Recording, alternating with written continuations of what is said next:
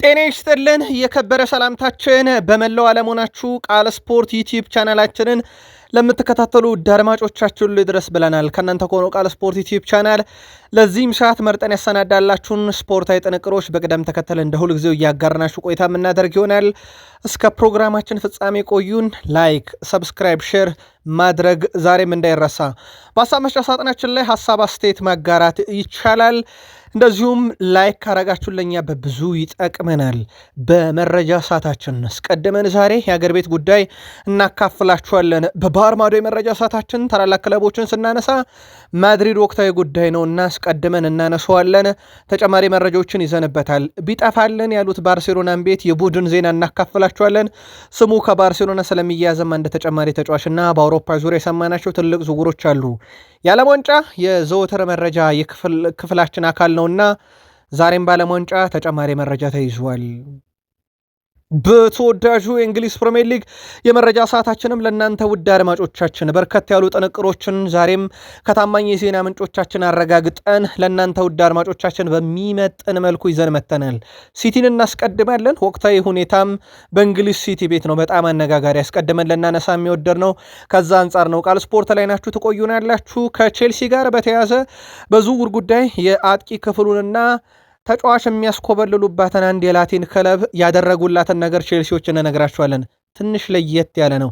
በቃል ስፖርት ዩቲዩብ ቻናል መረጃው በብቸኝነት ተይዟል። የመርሳይዶ ክለብ ሊቨርፑል ተጫዋች ለማስፈረም ድርድር በይፋ ጀምሯል። ምናልባት የመጀመሪያው ፈራሚ በአንዲ ኢራኦላ ስር ይሆናሉ የሚሉ የበርካቶች ጥያቄ ነው። ምላሽ ይዘንበታል። የቡድን ዜና፣ ኮከቦችና ከዋክብቶችን ሊቨርፑል ቤት የሚጠበቁ ሁነቶችን በቃል ስፖርት ዩቲዩብ ቻናል በመረጃ ሰዓታችን ጠብቁን። በሻምፒዮኖቹ አርሰናልን በኩል ሰፊ መረጃ ይዘናል። የፕሪሚየር ሊግ ክለብ ከአርሰናል ተጫዋች መውሰድ ይሻል ተብሏል። አርሰናልስ በአንድ የሜዳ ክፍል ላይ የሚያቸው ተጫዋቾች ቁጥር በርከት ተብሏል። ተረኛውን እንነግራችኋለን። ተጫዋች ሊያስፈርሙም ከስምነት መድረሳቸው እየተነገረ ይገኛል። አርሰናል በየትኛው የሜዳ ክፍል ይሄ ዝውውር በቡድኑ ላይ ምን የሚያመጣው ተጽዕኖ አለ የሚለውን ጨምሮ በአንድ ጉዳይ ላይ የፕሪሚየር ሊጉን መግለጫ በአርሰናል ጉዳይ እናጋራችኋለን። ከማንቸስተር ዩናይትድ የመረጃ ክፍላችን በዝውውር ጉዳይ እና የቡድን ዜና ነው የምናካፍላችሁ። በቡድን ዜና በተለይም ከማንቸስተር ዩናይትድ ጋር በተያያዘ በዓለም ዋንጫ ያልተካተቱ ተጫዋቾች ቁጭት፣ በዩናይትድ ዛሬ ኮንትራቱን የፈረመው በሚዲያ ፊት የታዩት የዩናይትድ ሰው፣ የማንቸስተር ሽያጭን ጨምሮ በማንቸስተር ዩናይትድ ከዝውውር ጋር አያይዘን በጣም ሰፊ መረጃዎችን አካተናል። ላይክ ካረጋችሁን ለእኛ ብዙ ያግዘናል። ላይክ ማድረግ እንዳይረሳ። ለሀሳብ አስተያየታችሁ አመስግነናል። ለ100,000 ሰብስክራይበር ጉዟችንም ለአጋርነታችሁ ሁልጊዜም ታላቅ ምስጋናችን ይድረስ ብለን መረጆቹን ማካፍላችሁ እኔ ቃል ነኝ። አብራችሁን ቆዩን። በሀገር ቤት እንጀምር። ውድ ቤተሰቦቻችን ዋሊያዎቹን እናስቀድም። የኢትዮጵያ ብሔራዊ ቡድን ከዲሲ ዩናይትድ ጋር ሊያደርገው የነበረው የወዳጅነት ጨዋታ በድጋሜ ተሰርዟል። በዋሽንግተን ዲሲ የሚገኘው ዲሲ ዩናይትድ እግር ኳስ ክለብ ከኢትዮጵያ ብሔራዊ ቡድን ጋር ለመካሄድ ያቀደው የወዳጅነት ግጥሚያ መሰረዙ ይፋ ሲደረግ ክለቡ በወጣው መግለጫ ጨዋታው የተሰረዘው ከቪዛ ጋር በተገናኘ ጉዳይና በቅርቡ በተከሰተው የኢቦላ ወረርሽኝ መሆኑን ይፋ አድርጓል። ግጥሚያው ጁላይ 11 በአውዲ ፊልድ ስቴዲየም ለማካሄድ ታቅዶ የነበረ ቢሆንም የኢትዮጵያ ብሔራዊ ቡድን ወደዛ በማቅናት ለሶስተኛ ተከታታይ ዓመት ጨዋታውን ያደርጋል የሚል ተስፋ ነበረ። ክለቡ በመግለጫው ዲሲ ዩናይትድ እና የኢትዮጵያ እግር ኳስ ፌዴሬሽን ለደጋፊዎች፣ ለተጫዋቾች፣ ለሰራተኞች፣ ለአካባቢ ማህበረሰብ ጤንነት ከምንም በላይ ቅድሚያ ይሰጣሉ በማለት ገልጾ ውድድሩ እንዲከናወን ጥረት ላደረጉት አካላት በሙሉ ምስጋናውን አቅርበዋል። በኢቦላ ወረርሽኝና በቪዛ ምክንያት ብሔራዊ ቡድናችን ወደ አሜሪካ የሚያደርገው ጉዞና ከዲሲ ዩናይትድ የሚያደርገው ጨዋታ በይፋ ተሰርዟል። በኢትዮጵያ ፕሪሚየር ሊግ አንድ ተስተካካይ መርሃ ግብር ነበረ። ወደ ቤተሰቦቻችን ይህ መርሃ ግብር ካስተዋስወሳችሁ ቅልጥ ባለ ዝናብ ምክንያት በአዲስ አበባ ስቴዲየም ተቋርጦ የነበረው የወላይታ ዲቻና የነገሌ አርሲ ጨዋታ ነው። ቢቀጥልም ግብ የለም 0-0 በሆነ አቻ ውጤት ተጠናቋል። ውጤቱን ተከትሎ ነገሌ አርሲ ነጥቡን 53 አድርሶ በሶስተኛ ደረጃ ላይ ሲቀመጥ፣ ወላይታ ዲቻ ነጥቡን 44 አድርሶ 11ኛ ላይ ተቀምጧል። በኢትዮጵያ ፕሪሚየር ሊግ ሁለቱ ክለቦች የ35ኛ ሳምንት መርሃ ግብራቸውን ከሰኔ 7 በኋላ በሚጀምረው ፕሪሚየር ሊግ አርብ ነገሌ አርሲ ከሐዋሳ ከተማ፣ ቅዳሜ ባህር ዳር ከተማ ከወላይታ ዲቻ ጨዋታቸውን የሚያከናውን ይሆናል። እንደሚታወቀው የኢትዮጵያ ፕሪሚየር ሊግን ሲዳማ ቡና በ61 ነጥቦች ከ34 ጨዋታ በኋላ እየመራ እንደሆነ ይታወቃል። መቻል በ53 ይከተላል። በሁለቱ ክለቦች መካከል ያለ የነጥብ ልዩነት 8 ደርሷል። ውድ ቤተሰቦቻችን ፕሪሚየር ሊጉ 4 ጨዋታ ብቻ እንደቀሩት ይታወቃል። በባህር ማዶ መረጃችን ሪያል ማድሪድ ሎስ ብላንኮቹን እናስቀድማቸው። ሪያል ማድሪዱ ፕሬዚዳንት ፍሎሬንቲኖ ፔሬዝ ፕሬዚዳንታዊ ምርጫ ሲያሸንፉ አደርገዋለሁ አስፈርመዋለሁ ከሚሉት ነገር አንዱ የኬሊያን መባፔን አይነኬነትና በቀጣይ ውድድር ዓመት የቦታ ለውጥ ማድረግን እንደሆነ ይታወቃል። ዛሬም ያንን አረጋግጠዋል። በሚዲያው ላይ እሱ ላይ የምታደርሱት ዘመቻ ቢቀጥልም ጫናው ቢቀጥልም እኔ ፕሬዚዳንት ሆኜ ከተመረጥኩኝ አትጠራጠሩ፣ የዓለማችን ምርጡ ተጫዋች ከኛ ጋር ይቀጥላል ብለዋል። ብታምኑም ባታምኑም ሪያል ማድሪድ ለዓለም ዋንጫ ያስጠራቸው ተጫዋቾች ድምር ብዛት የፕሪሚየር ሊጉ ክለብ ክሪስታል ፓላስ ካስጠራው እንኳን አይስተካከልም። የፓላስ ተጫዋቾች ከሪያል ማድሪድ በላይ በዓለም ዋንጫ ይሳተፋሉ። የሪያል ማድሪድ ውድቀት እንደ ቡድን ነው። በብዛት በርካቶች የሚስማሙበት ይህንን ይመስላል። ለዓለም ዋንጫ ጥሪ ሲደረግ ጥቂቶች ብቻ እንደተጠሩ፣ ስፔን አንድም ተጫዋች ከዚህ ቡድን እንዳላካተተች ይታወቃልና የሪያል ማድሪድ ውድቀት እንደ ቡድን ነው። እሳቸውም ይሄ ገባቸው ይመስላል። አንድ ኬሊያን ምባፔን ብቻ በሚዲያ ዘመቻ አልሸጠውም ብለዋል። ሪኬልሚ ፕሬዝዳንት ሆነው ከተመረጡ እንደ ቪኒሺየስ ጁኒየር ያለን ተጫዋች ኮንትራት ፈርም አትፈርም ሰጣ ገባ ውስጥ እንደማይገቡ ይልቁንስ እሱን ለሽያጭ አቅርበው ገንዘብ እንደሚሰበስቡና በሱ በመጡት ገንዘብ ተጫዋች ኮከብ እንደሚያመጡበት አረጋግጠዋል። በተቃራኒው ደግሞ ፕሬዚዳንት ፍሎሬንቲኖ ፔሬዝ ካሸነፉ፣ ይሄ የሪኬልሚ ምክር ነው። ፕሬዚዳንት ፍሎሬንቲኖ ፔሬዝ ካሸነፉ ቪኒሺየስ ጁኒየር ይቆያል፣ ኮንትራቱም ይራዘማል የሚል ነው። ፍሎሬንቲኖ ፔሬዝ ከዛ በተጨማሪ ፕሬዚዳንታዊ ምርጫውን ካሸነፉ በሚል የቪታኒያን ቅርብ ሰዎች አነጋግረዋል። ቪታኒያ በውል ውስጥ 115 ሚሊዮን ዩሮ የኮንትራት ማፍረሻ እንዳለው ይታወቃል። የሁለቱ ፕሬዚዳንታዊ ምርጫ ትንሽ ግለቱ ከፍ እንዲል ያደረገውም ማድሪድ ሊያስፈርማቸው የሚፈልጋቸው ተጫዋቾች በሁለቱ ፕሬዚዳንት ስር በጣም የተለያዩ ናቸው። በየክለቦቹ ተዳርሰዋል ስማቸው። ሲቲ ያለ እንግሊዝ ውስጥ፣ አርሰናል አለ። ከዛ በዘለለ ደግሞ በአውሮፓ ውስጥ ፓሪስ ሰን ጀርሜን ደርሰዋል። አሁን የሁለቱ ፕሬዚዳንታዊ ምርጫ ቅስቀሳ ግን አነጋጋሪነቱ እንደቀጠለ ነው። ከላሊጋው ቢወርድ አረንዶም ቢፈርስ ግድ አይለኝም ያሉት ባርሴሎና በሪኬልሜ በኩል በላሊጋው በሁለት ተከታታይ ዓመት እሳቸው አሁን በቀጣይነት ከመረጣችሁኝ ፕሬዚዳንት ሆኜ ላገልግለው የሚሉት ሪያል ማድሪድን አልፎ ሄዶ ሁለት ተከታታይ ዓመት ዋንጫ እንደነጠቃቸው ይታወቃል። ማድሪድ በሁለት ዓመት በእርግጥ ምንም ዋንጫም አልነበረውም። ይኸው ባርሴሎና 94 ነጥብ ሰብስቦ 31 ድል ይዞ የላሊጋ 2025-26 የውድድር ዓመትም አሸናፊ ነበረ። እንደ ላሚን ያማልና እንደ ፌራን ቶሬዝ ያሉ ተጫዋቾች 16 ግብ ያስቆጠሩበት 164 ጊዜ ተቃራኒ ቡድን ኦፍሳይድ እንዲሆን አድርገዋል። የባርሴሎና የመከላከል ጥበብ ዘንድሮ በጣም አስደናቂ ነበር። በ15 ጨዋታ መረባቸውም አልተደፈረም። 68.9 ወይም ደግሞ 69 በመቶ የኳስ ቁጥጥር ብልጫ የነበረው እንደ ጋርሻ ያለ ተጫዋቻቸው እንደ ፓዎ ኩባርሲ፣ እንደ ዋን ጋርሻ፣ እንደ ላሚን ያማል፣ እንደ ጁሊየስ ኮንዴ ያሉ ደግሞ ከ1 እስከ 5 በርካታ ደቂቃ የተጫወቱ ተጫዋቾች ናቸው። በባርሴሎና የሚፈለገው ዩሊያን አልቫሬዝ 100 ሚሊዮን ዩሮ አሻፈረኝ እንደተባለበት ይታወቃል። በእርግጥ ከዚህ ተጫዋች ዝውውር ጋር በተያያዘ ዲየጎ ፎርላን የሀገሩ ልጅ ዲየጎ ፎርላን ኡራጋይ የቀድሞ የአትሌቲኮ ማድሪድ ተጫዋች ኡራጋይ ነው። በእርግጥ ዩሊያን አልቫሬዝ አርጀንቲናዊ ነው፣ ግን የቀድሞ ክለቡ ነው አትሌቲኮ ማድሪድ። ዲየጎ ፎርላን አትሌቲኮ ማድሪድን ዩሊያን አልቫሬዝ ለቀቀ ማለት አትሌቲኮን ይጣላል አይወድም ማለት አይደለም። ምናልባት በጣም በተሻለ መንገድ ከክለቡ ጋር መለየት ይችላል። አትሌቲኮ ማድሪድም ጥሩ ገቢ ያመጣል። ከተጫዋቹም ጋር በተያዘ ደግሞ ወደሚፈልገው ያቀናልና አትሌቲኮን ከለቀቀ አትሌቲኮን ጣላ ማለት አይደለም። ደሞም ይላል የማይተካ ሰው የለም። አትሌቲኮም ዩሊያን አልቫሬዝን ይተካል ከለቀቀ። ግን አለ በጣም ውድ ገንዘብ ለዝውውሩ ለአትሌቲኮ ማድሪድ ይገባቸዋል። እሱም ቢሆን ውድ ሳምንታዊ ተከፋይ መሆን የሚገባው ምርጥ አጥቂ ነው እያለ ነው ዲየጎ ፎርላን ኡራጌ ቀድሞ የአትሌቲኮ ማድሪድ ኮከብ። ዛሬ ሊጠናቀቅ ከጫፍ የደረሰው ዝውውር በአውሮፓ ውስጥ የኢስማኤል ሳባሪ ዝውውር ነው። ውድ ቤተሰቦቻችን የመጨረሻው ምዕራፍ ደርሷል። በሁለቱ አካላት መካከል ሲደረገ የነበረው በባየር ሙኒክ እና በፒኤስቪ አይንድሆቨን መካከል የመጨረሻ ምዕራፉ ደርሷል። ሳባሪ ሕክምና ምርመራውን ለማድረግ በአሜሪካ ውስጥ ቀጠሮ ተይዞለታል።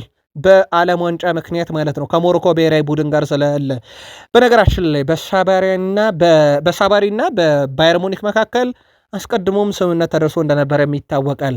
ከዚህ ጋር በተያያዘ ውድ ቤተሰቦቻችን የሕክምና ምርመራው እንደተጠናቀቀ ዝውውሩ በይፋ ባየር ሙኒክም ይፋ ያደርጋል። የቪንሰንት ኮምፓኒ እዚህ ክረምት የመጀመሪያው የባየር ሙኒክም ፈራሚ ይሆናል ተብሎ ይጠበቃል። ላረንት ካርል የባየር ሙኒኮ ኮከብ ለዩሊያን ኔግልስማን ፎጣ አቀባይ የነበረ ታዳጊ ዛሬ ለዩሊያን ኔግልስማን ሊጫወት ነው በዓለም ዋንጫ። በጣም አስደናቂ እድገት ነው። ሜሲ የምንጊዜም የኔ አራያ ነው ይላል። ሜሲን እያየ ያደገ ሰው ልቡ ግን ማድሪድ እንዳለ ይታወቃል። ምን የማይረሳው ነገር ነው። ከዚህ ጋር በተያያዘ በነገራችን ላይ በተጫዋቹ በኩል የእግር መጋጫው የሜሲ ስዕል እንዳለበት አረጋግጧል። እናም የሜሲ ስዕል አለበት። እኔ ሁልጊዜ ሜሲን እያደነኩ ነው ያደግኩት። ሜሲ አሁን ላለውበት የእግር ኳስ ሕይወቴ መድረስ እሱን ማየቴ እሱን እንደ አርአያ ማድረጌ ጠቅሞኛል። እኔም በግራ እግሬ ነው የምጫወተው እናም ልክ እንደሱ መሆን ሻለውኝ ሲል ተደምጧል። ከሜሲ ብዙ የተማርኩት ነገር አለ። ጠንክሮ መስራት ለስኬት እንደሚያበቃና እኔም ትልቅ ደረጃ እንድደርስ ሁልጊዜ ሜሲን እመለከታለሁ ብሏል። በነገራችን ላይ ላረንት ካርል ለባየር ሙኒክ እየተጫወተ የባየር ሙኒክን መለያ ለብሶ ስለ ሜሲ በዚህን ያክል ደረጃ ማውራቱ ብዙም ግድ ላይል ይችላል። ግን ስለ ሪያል ማድሪድ መጫወት ህልሞ የተናገረበት መንገድ ግን በደጋፊው ዘንድ ቁጣን ቀስቅሶ እንደነበረ አይዘነጋም። ውድ ቤተሰቦቻችን ከዛሬ 3 ዓመት በፊት ቀኑ ጁን 4 2023 ዝላታን ኢብራሂሞቪች 41 ዓመቱ ነበርና ኳስ በቃኝ ያለበት ጊዜ ነው።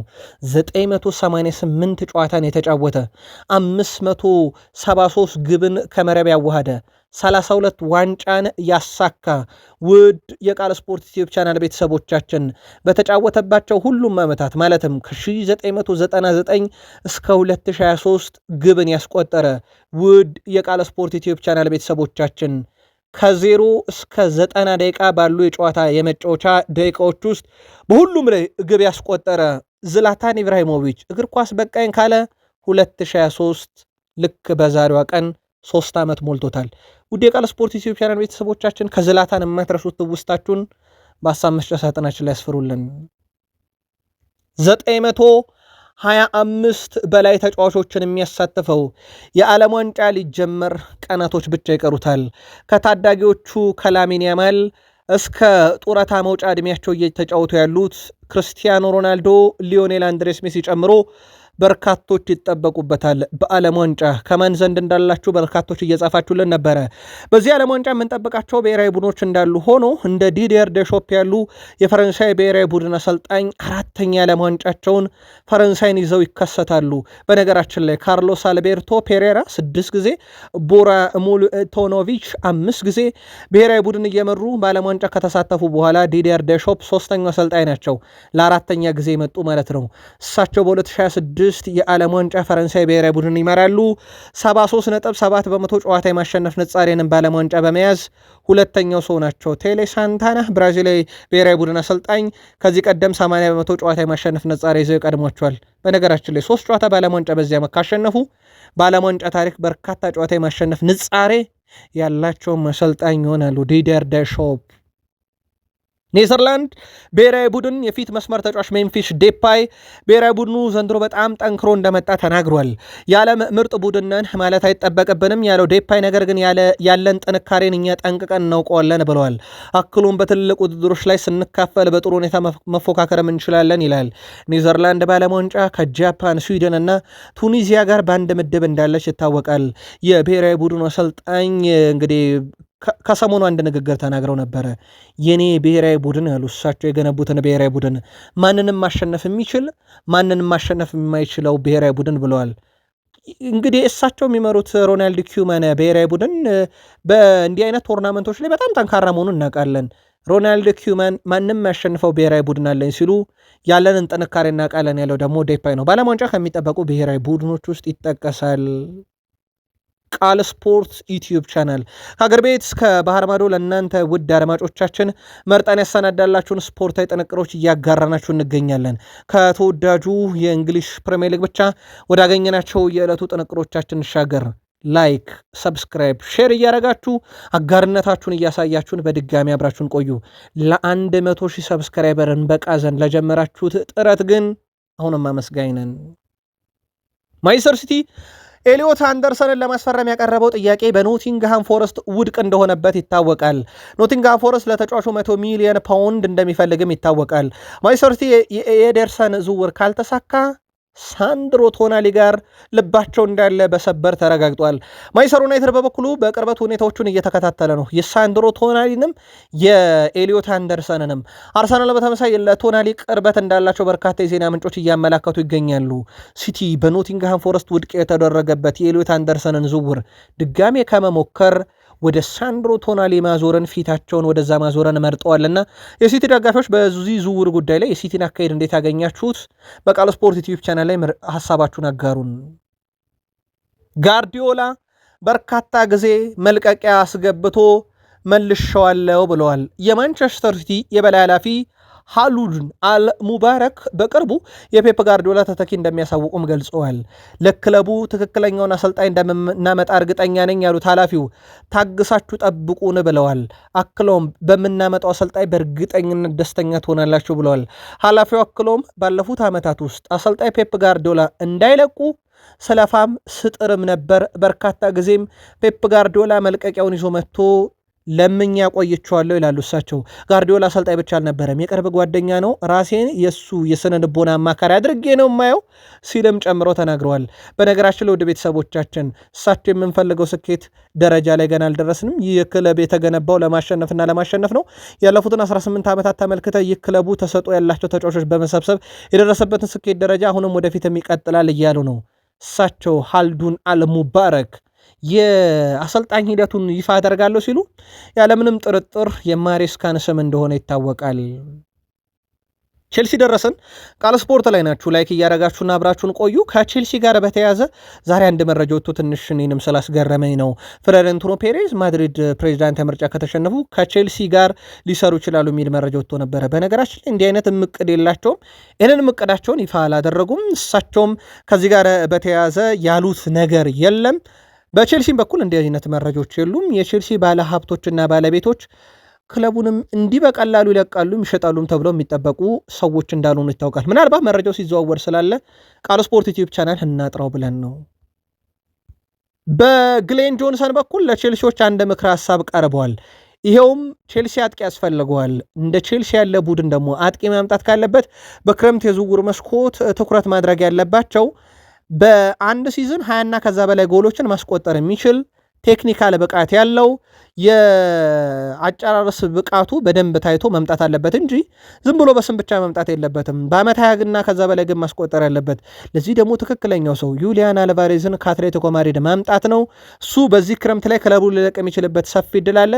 ቼልሲን ተጫዋች ማምጣት አለበት እያለ ነው ግሌን ጆንሰን። ግን ቼልሲ አንድም የአውሮፓ መድረክ ሳይጫወት በአውሮፓ መድረክም ጭምር እየተሳተፈ በላሊጋም እንግዲህ ከሪያል ማድሪድና ከባርሴሎና ቀጥሎ በዋንጫ ፉክክር ውስጥ እያለ ዋንጫ ለራቀው አትሌቲኮ ማድሪድ አልጫወተም ያለ ዩሊያን አልቫሬዝ ወይም ለመልቀቅ የተዘጋጀው ዩሊያን አልቫሬዝ ያለ አውሮፓ ትኬት የአውሮፓን ምርጥ ቡድን ይቀላቀላሉ የሚለው ትልቁ ጥያቄ ነው። በእርግጥ ይሄ የግሌን ጆንሰን የግል መልከታ ነው።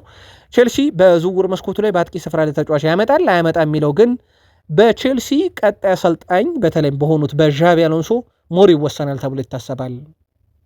ሊያም ዴላፕ ከቼልሲ እንዲለቅ የበርካታ ቼልሲያን ፍላጎት እንደሆነ በቃል ስፖርት ዩቲዩብ ቻናል በሀሳብ መስጫ ሳጥናችን ላይ በተደጋጋሚ ከደረሱን መልከቶች አንዱ ነበር። እንደውም በፊት መስመር ላይ ጃክሰን ይቀጥልና ዴላፕ ይውጣ የሚለው። ከዚህ ጋር በተያያዘ ግን ሊያም ዴላፕ አሁንም በክለቡ የመቆየት ፍላጎት እንዳለው ይፋ አድርጓል። ተጫዋቹ በዚህ ክረምት ላይ ከ2 ወር በላይ በጉዳት ርቆ ሪትሙን አጥቶ የተመለሰ ተጫዋች ነበረ።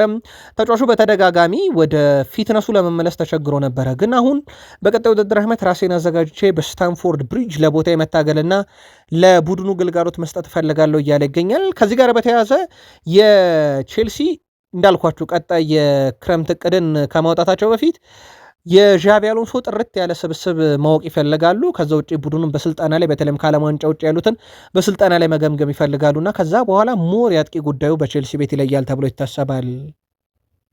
ቼልሲ በብራዚል በሳኦ ፖሎ የአካዳሚ ግንባታ ስራውን ጨርሶ አስመርቋል በዛሬው ዕለት። ቼልሲ ይህንን ያደረገው በምክንያት ነው። በነገራችን ላይ ቼልሲ አንድን ሜዳ ክፍል አፈራማ ሆኖ የሚያሳይ ምስል ከለቀቀ በኋላ ከዛ በኋላ ሰርተው ካጠናቀቁ በኋላ የወጣቶች ማዘውተሪያ ነው ምስሉን አጋርተዋል። ሳኦ ፖሎ ከተማ ማለት እንደ ኤስታቪዮ ያለ በጣም አስደናቂ ተጫዋች የፈራበት አሁን በቼልሲ ያለ ቼልሲ ከዚህ በፊት ያስፈረማቸው ኦስካር ዊሊያም፣ ዳቪድ ሉዊዝ የመሳሰሉ ተጫዋቾችን ከዚሁ ከሳኦ ፖሎ ከዚሁ መንደር አድገው ያስፈረመ ነውና ለመንደሩ ሲል ለአካዳሚ ወይም ለወጣቶች ማዘውተሪያ የሚሆን ስቴዲየም ገንብቷል። በዛው ቼልሲ እየመለመለ ቀጣዩን ኤስታቪዮ፣ ቀጣዩን ኦስካር፣ ቀጣዩን ሉኒያም፣ ቀጣዩን ዴቪድ ሉዊዝ ያስፈርምበታል ማለት ነው። የቼልሲ ስራ በርካቶችን አነጋጋሪ ያስብሎታል። ውድ የሊቨርፑል ደጋፊዎች በቃል ስፖርት ዩቲዩብ ቻናላችን ላይ የምትገኙ ላይክ ማድረግ እንዳትረሱ። የመርሳይዱ ክለብ ሊቨርፑል የአርቢ ሌይፕዚጉን የክንፍ ተሰላፊ ያን ዙቢሜንዲን ለማስፈረም በይፋ አርቢ ሌይፕዚግን ዛሬ አነጋግረዋል።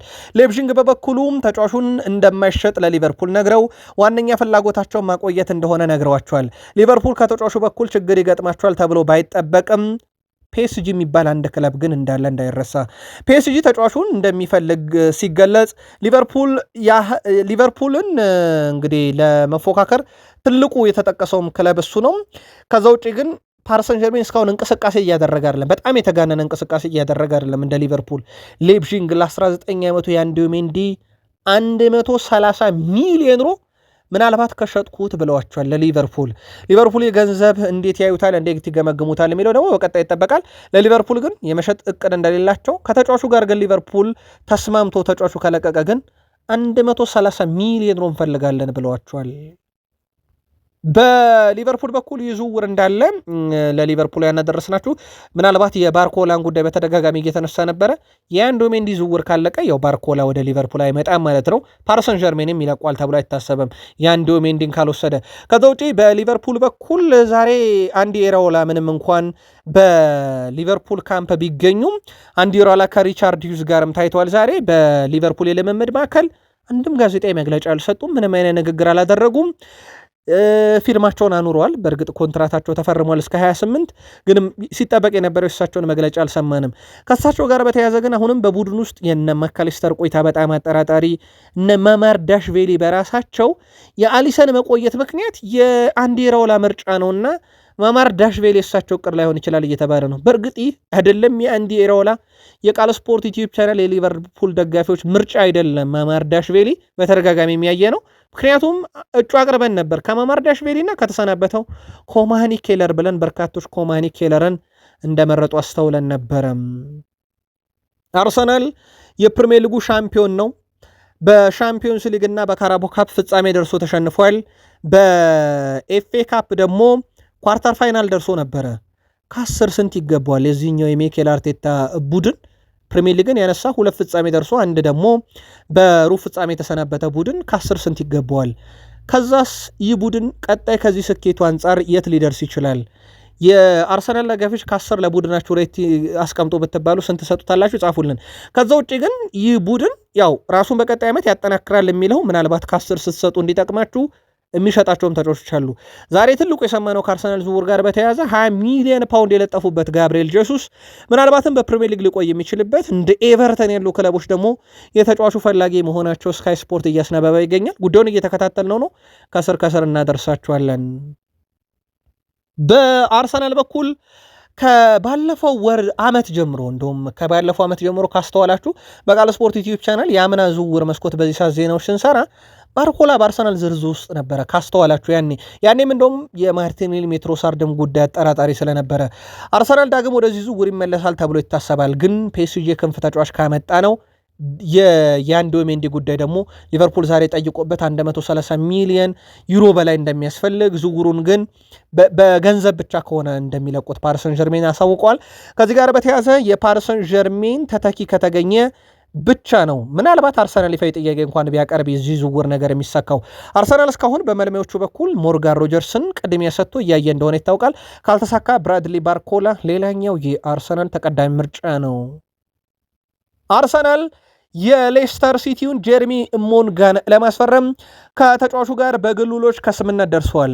ከዚህ ጋር በተያያዘ ታዲያ ተጫዋቹን ከበርካታ ክለብ ተደራድረው ነው ያሳመኑት። በቤርታ በኩል ይህንን ታዳጊ ተጫዋች ወደ ቡድኑ ለማምጣት አንደኛው ለድርድር ከተጠቀሙት ሂደት የማክስ ዶማንን የእድገት ደረጃ ነው። ሞንጋ ሲቲና ሊቨርፑልን ጨምሮ ከብዙ ክለቦች ትልቅ ፍላጎት ነበረ፣ ግን አርሰናልን መርጧል። አንድሪያ ቤርታም ያሳመኑበት መንገድ በርካቶች እንዲደነቁ አድርጓቸው የሌሳቸውን የዝውውር ፖሊሲ አሁን የቀራቸው የሌስተር ሲቲ ጉዳይ ብቻ ነው። ጥቂት ገንዘብ ነው ልዩነቱ የሱን የሚያሳምናሉ ተብሎ ይታሰባል። ትልቁ ጥያቄ ግን ጀረሚ ሞንጋ ወደ ቡድኑ ከመጣ በኋላ አጣፈንታው ምንድን ነው የሚል ነው።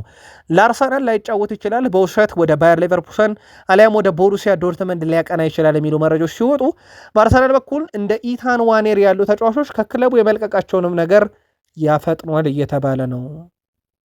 በአርሰናል በኩል ኑኖ ማድዌኬ በፕሪሚየር ሊግ ሻምፒዮን መሆናቸውን በተመለከተና ስለ ድሉ ተጠይቆ ነበረ። እመኑኝ ያለ ይሄ በጎዳና ላይ ያሳየነውን የደስታ መግለጽ ስርዓት ቀጣይ ዓመት እንደግመዋለን። ያሁኑ ልዩ ነበረ፣ የቀጣዩ ከዚህ የተለየ ይሆናል። ዋንጫው በአንድ ብቻ አይደመደምም ብሏል። ቀጣይ ዓመት ለብዙ ዋንጫ መፎካከር የሚችል ጠንካራ ቡድን ነው። እናም በቀጣይ ዓመት ይህንን ድል የምናከብረው ከሌሎች ተጨማሪ ዋንጫዎች ጋር ነው ብሏል። አርሰናል በሚቀጥለው የውድድር ዓመት ፕሪሚየር ሊጉ ከመጀመሩ አንድ ሳምንት በፊት ማለትም ነሐሴ 10 የኮሚቴ ሺልድ ጨዋታ ከማንቸስተር ሲቲ ጋር ያደርጋል።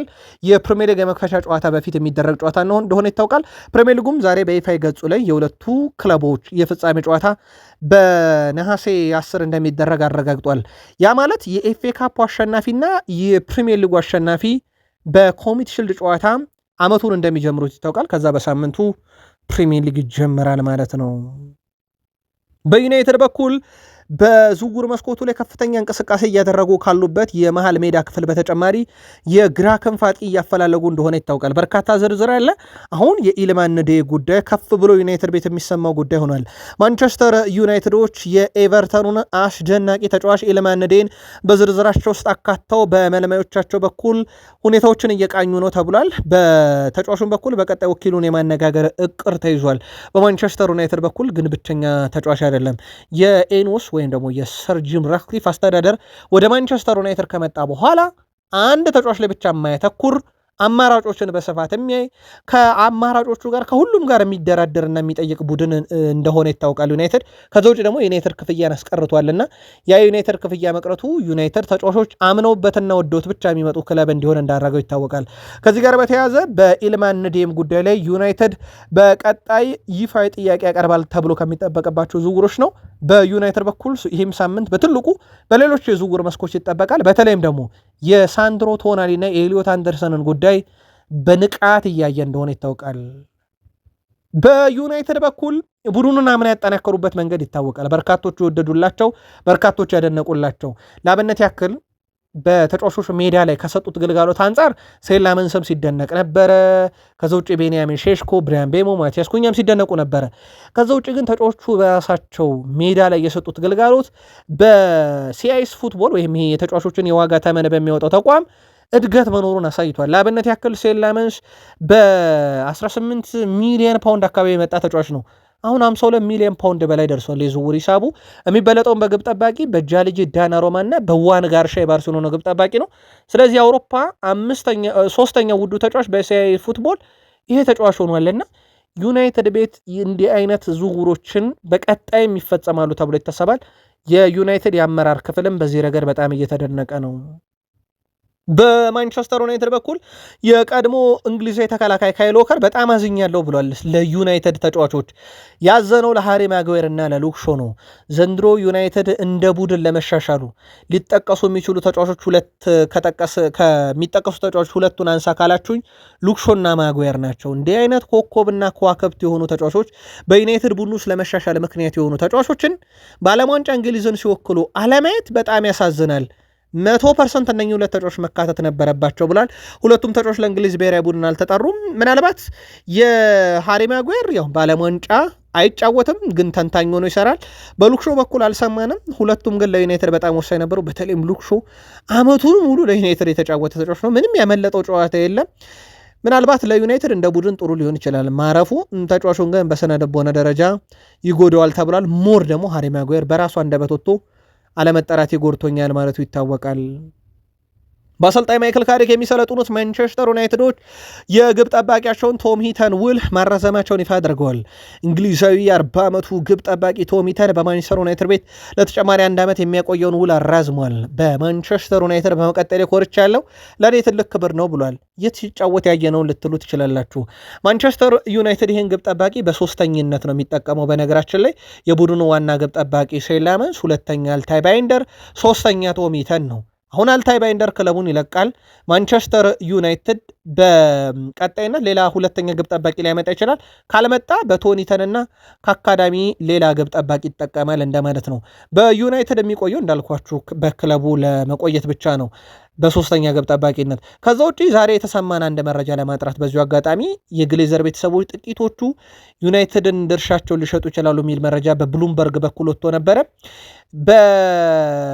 ባለሀብቶቹ በኩል ከዚህ በፊት ፍላጎት የነበራቸው በርካታ የካታር ባለሀብቶች ጉዳዩ መረጃው አላቸውና ይሄን አነስተኛ ድርሻ የካታር ባለሀብቶች ሊሰበስቡት ይችላሉ እየተባለ ነው። እነኚህ ሰዎች እውነት ድርሻቸውን ከሸጡት የማንቸስተር ዩናይትድ ታሪካዊ ሽሬ አሰልጣኝ ሰር አሌክሳንደር ቻክማን ፈርጉሰን በቅርቡ ወደ ሆስፒታል አምርተው እንደነበር ይታወቃል። ፈርጉሰን ህመም ያጋጠማቸው ማንቸስተር ዩናይትድ ከሊቨርፑል በነበረ ጨዋታም ላይ ወቅት እንደነበር ይታወሳል።